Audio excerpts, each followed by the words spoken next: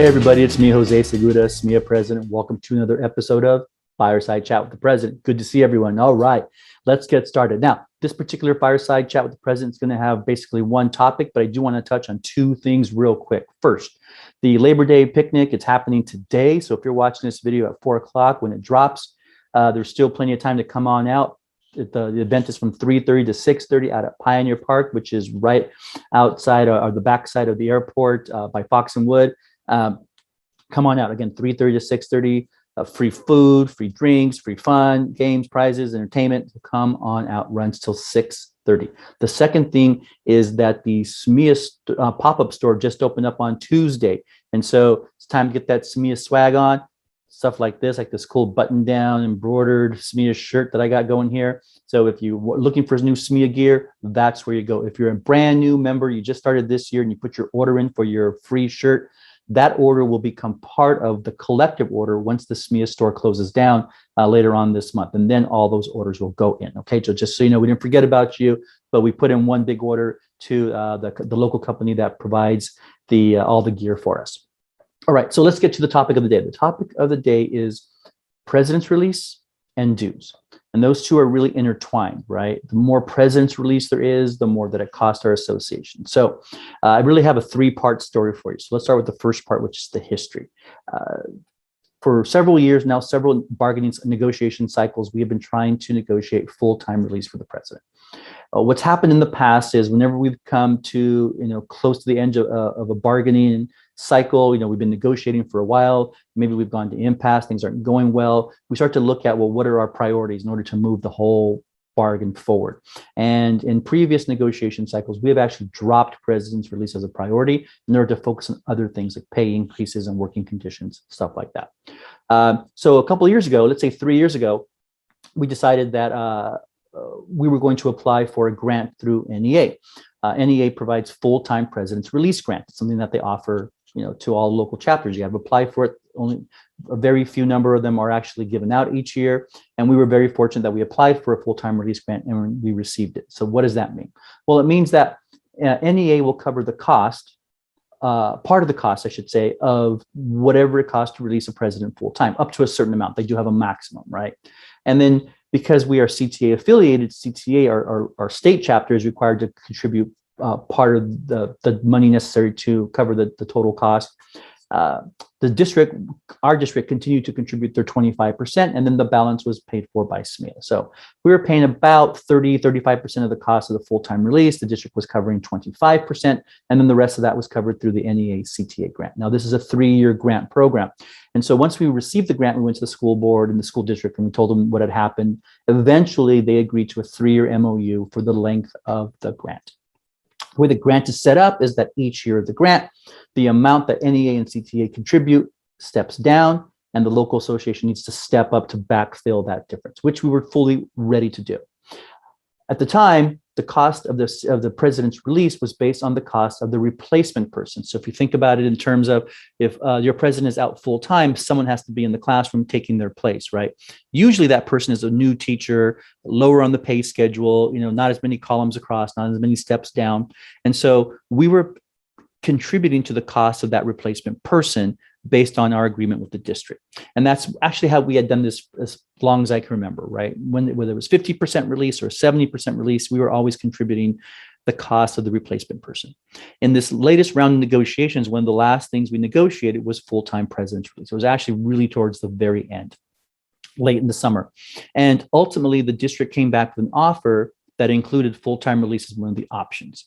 And in that offer, it was a full-time release at the cost for the release. So that's the big difference. It wasn't full-time release at the cost of the replacement person, which it always had been. It was full-time release at the cost of the actual president, whoever that president happens to be. So if you have a younger, newer president, it's going to cost a lot less. If you're someone like me who's been around a little while, it's going to cost a little bit more. Okay, so we understood this after a little bit, figured out this is what they were saying, and we went forward with it.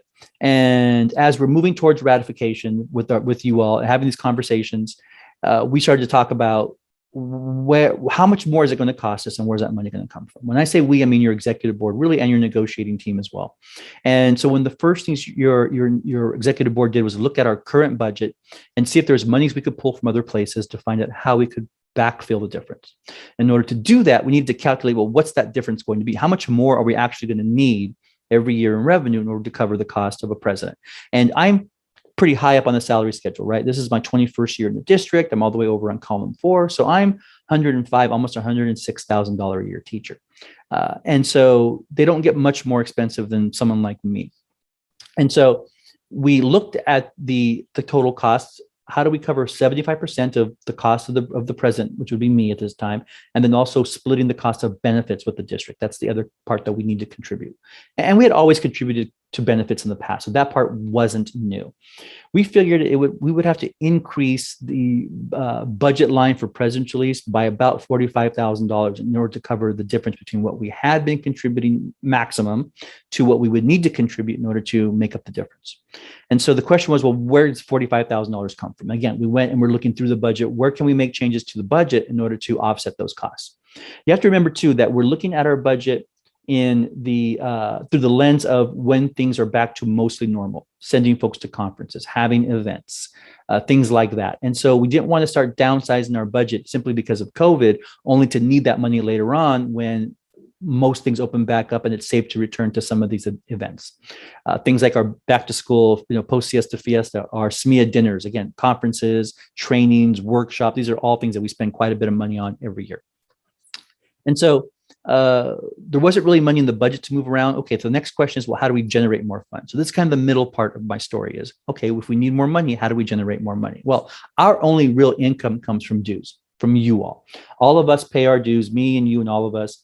And what is that like? Well, our dues currently are $220 a year for local. Now, that's not our total dues. We still have our NEA and our CTA contributions, but locally for SMEEA, it's $220 for a full-time employee. If you're a LAT, if you're a teacher tutor, if you're a preschool teacher, your local dues are less, but the vast majority of us are full-time employees, so our local dues are $220. We took a look at the history of our dues. We haven't had a dues increase locally in about 20 years, since about 2000 or so. So it's been quite a while. And we really haven't needed an increase, so we never really talked about an increase. And so when we're having this conversation about potentially increasing dues, the first question was, well, how much is that $45,000? How much is that going to be per member?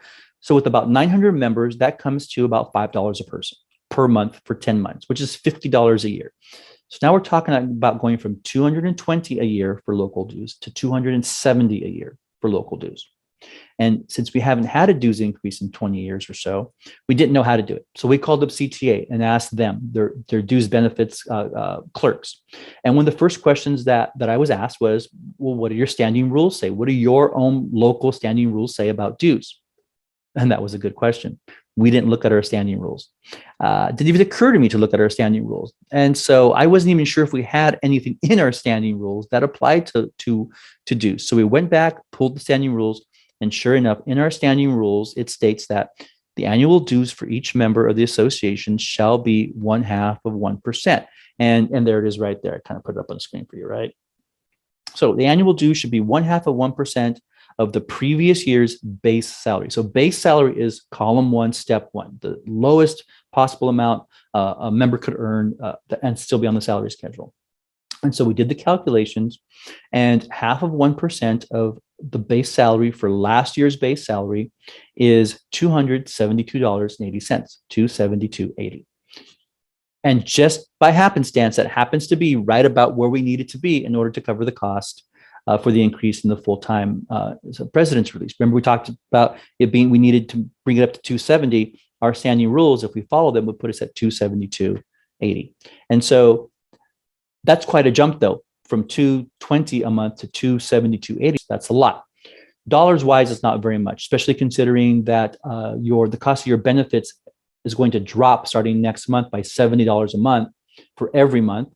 And the pay increase, 1.5 from last year and 3 this year, total of 4.5%, will start to show up on your payroll as soon as we ratify this as soon as the school board ratifies the the contract and payroll can start processing that, right? That doesn't include the back pay and stuff, which is all one-time back pay, but ongoing 4.5% increase no matter where you are in the salary schedule. And so additional $5 a month for 10 months, or in this case, $5.28 a month for 10 months seemed reasonable. But we wanted to really double check. So we knew we hadn't had a dues increase in about 20 years. But what have our pay increases looked like over that period of time? Well, it turns out that our pay increases over that same period of time are about 28, 29%, somewhere right in there. So we have been increasing our salary cycle after cycle after cycle, but not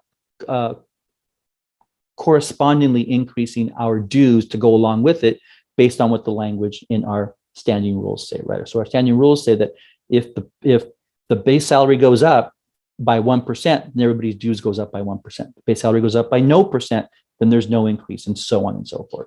And so we felt like the standing rules really were telling us where we need to be, which we haven't been. We need to be there in order to cover the cost of full-time president's release. And because we would like to comply with our standing rules, we didn't require a vote by members or approval by the rep council. But what we did need is rep council to approve our budget. And the budget includes our income line. So they need to approve the entire budget nuts to bolts. So I gave this same presentation. I gave this same talk to rep council on Monday, explained everything. We had a really robust conversation about where we've been, where we are, and where we're going when it comes to dues and president's release.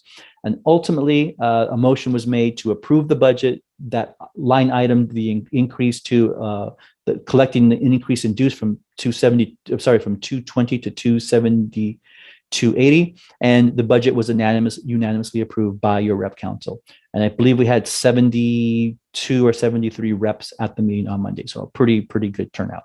And so I really just want to be as transparent and forthcoming with you all as possible, give you the backstory, give you the where we are now and where we go forward kind of a thing.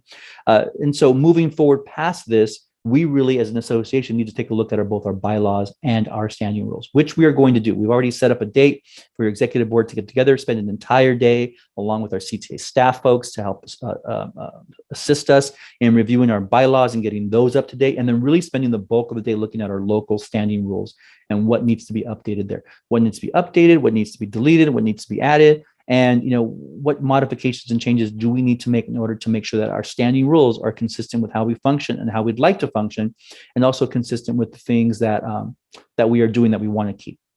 And so that's our kind of commitment to our membership, is that we are going to look at that and really kind of drill down and make sure that our standing rules are in alignment with the work that we do and the actions that we take. And so that's what we're going to be doing. In early November, late October. We have a date already set for that.